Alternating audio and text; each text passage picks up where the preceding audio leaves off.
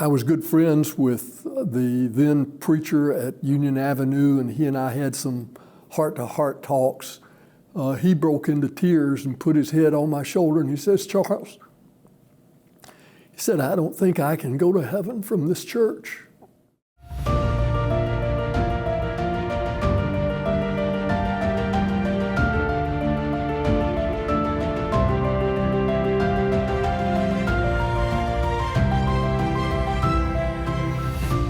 Previously on Go, the Campus Evangelism Story, we learned about a movement in the 1960s called Campus Evangelism. This movement would go on to leave a legacy of evangelistic inspiration in pursuit of the lost frontier of college-age students.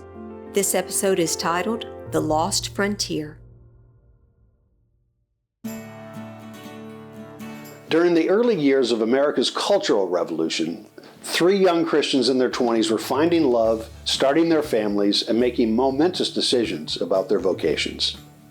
Jim and Ann Beavis began their courtship in the most uncommon way. I met Ann Wagner before a television set in Alabama when I was watching the Ed Sullivan Show on a Sunday night. I saw these 2 girls from North Alabama, and one of them was Ann Wagner and her sister Becky, the Wagner sisters. My sister and I were invited to entertain a group from the University of North Alabama. And Jim was the president of this club, and so he said, I'll find us some entertainment. We'll have dinner and we'll have some entertainment. And he said, I think I can get the Wagner sisters. They're a couple of girls who just, kind of had an entry into the music scene, and we'd been to New York and all of that. And so he called our agent, and she said, well, the girls have that night open and they don't get to be with their peers very often. And so said, I think you girls would like to do this. And as I beheld the beauty of these 2 ladies, I decided that Ann was the one I would pursue. Jim became my escort, and he escorted me through the whole evening. And when I got ready to leave, he said, well, can I call you sometime? And I said, oh, yeah, that'd be all right. And that's how we began our courtship. Charles and Pat Shelton met in a more traditional manner. We met at Lipscomb. He says he asked me to eat with him when I went to the cafeteria by myself. And so I went out for dinner one evening, and I spotted this tall, beautiful, reddish-haired girl walking through the line. And I said, I need to meet that girl. And I walked in, and he came over and ate with me. And from that time on, because freshmen had to do everything the upperclassmen told them to do. Lipscomb had a tradition called Sadie Hawkins Day, and up until Sadie Hawkins Day, upper class boys could require a freshman girl to carry their books or to sit with them at dinner or whatever. And so I monopolized Pat's time.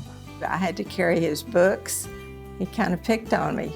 Pat and I became acquainted, and we dated all through our freshman year and our sophomore year.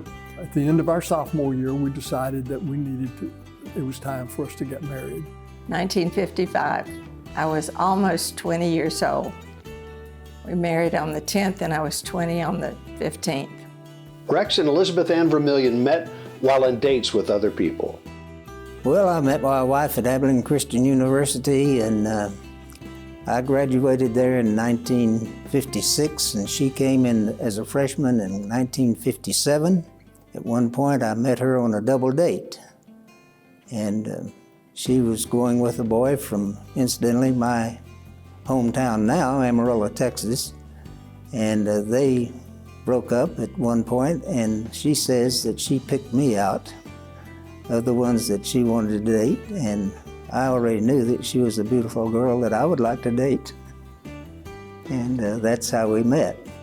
Rex and I married in 1960, and we moved to Lubbock in 1961. And so from 61 to 69, that's where we attended. Of course, for the latter part of that time, he actually was on the staff at the Broadway Church. Each of these families found themselves in the Broadway Church, one of the largest churches of Christ at the time, and one of the few churches on the frontier of progress. I grew up, I had a good background in the Bible. I never talked about the Holy Spirit in a Bible class, never heard a sermon about the Holy Spirit. No one ever talked to me about the Holy Spirit. He had done his job by getting the Bible, canon of the Bible put together, and then he retired. A woman didn't teach a Bible class if men were present. Didn't have any trouble teaching the boys, but I understand in some churches there was a restriction on that once a boy got to be about 12 years old.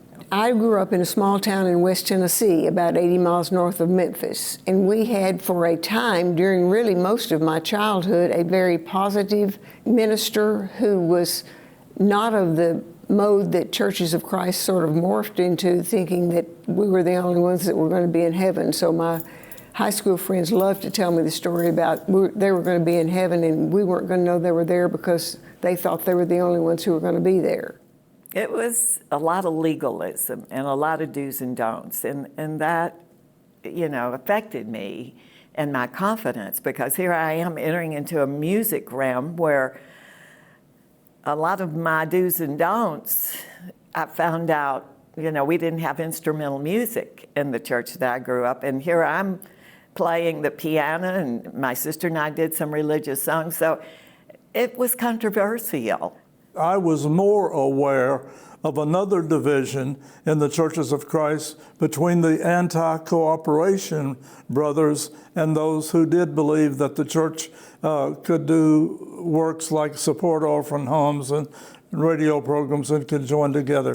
I was more aware of that split. Well, I think the big thing was cooperation. There was a segment of the church that thought that it was wrong for 2 or 3 or 4 churches to go together and support a missionary. And I found out that I was on the anti-cooperation side without even knowing it. Like most religious bodies, issues in society were being reflected in the churches. Separate but equal. That was the watchword of the segregation movement, and we had actually no interaction with people of color. The only black preacher that I ever heard of was Marshall Keeble. He came to the Broadway Church and conducted a gospel meeting. I don't know that there was any exchange among the congregations of black and white. There were some congregations on the West Coast and north of the Mason-Dixon line that were welcoming to blacks. But by and large, south of the Mason-Dixon line, blacks were not welcome. When I became a teenager, I was incensed at this, and so even though my dad was an elder, I went up and sat with the blacks during Marshall Keeble's preaching. Dad didn't appreciate it, but he didn't forbid me to do it. It was just a clear reflection of what was going on in society and in that part of Texas especially.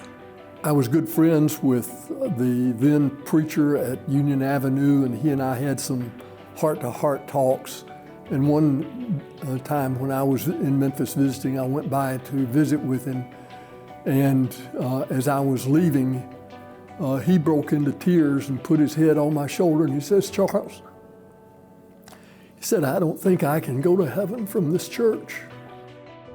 Along with other issues in society, questions around race and segregation would be a huge factor in their ministry over the next few years.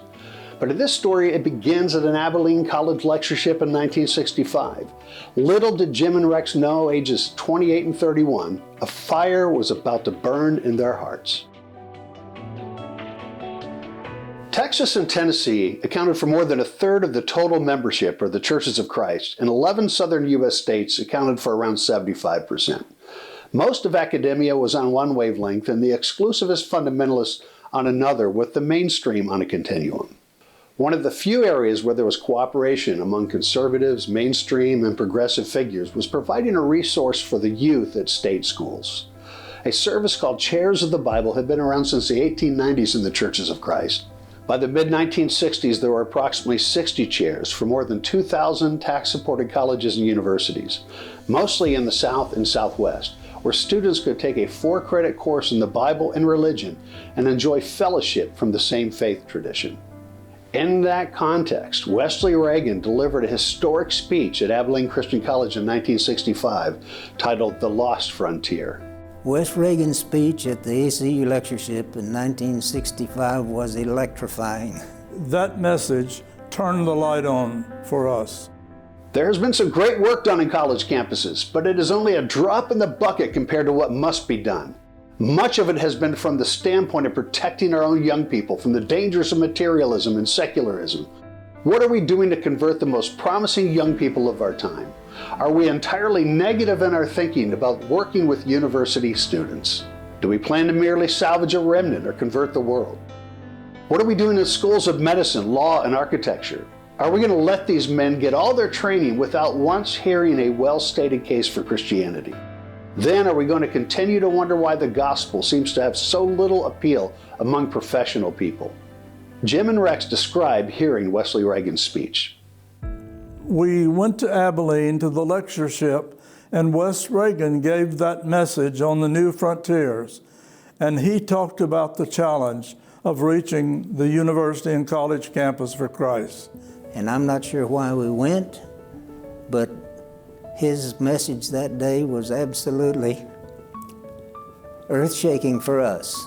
I mean, we left there thinking about what was going on at Texas Tech in Lubbock, that we had a Bible chair there, been there for many years, established by the Broadway Church.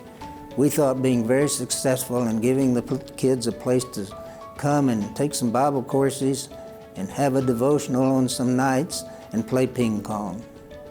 And the Churches of Christ at that point, to our knowledge, had almost no outreach to other students. It was a holding action.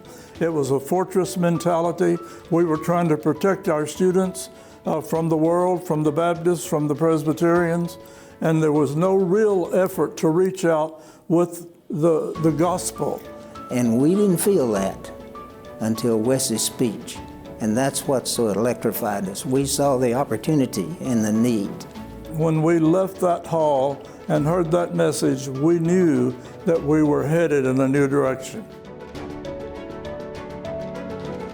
For much of the next 2 years after Wes Reagan's speech, Beavis and Vermillion, staff members at the Broadway Church of Christ in Lubbock, were moving forward with an endeavor that would eventually be called Campus Evangelism.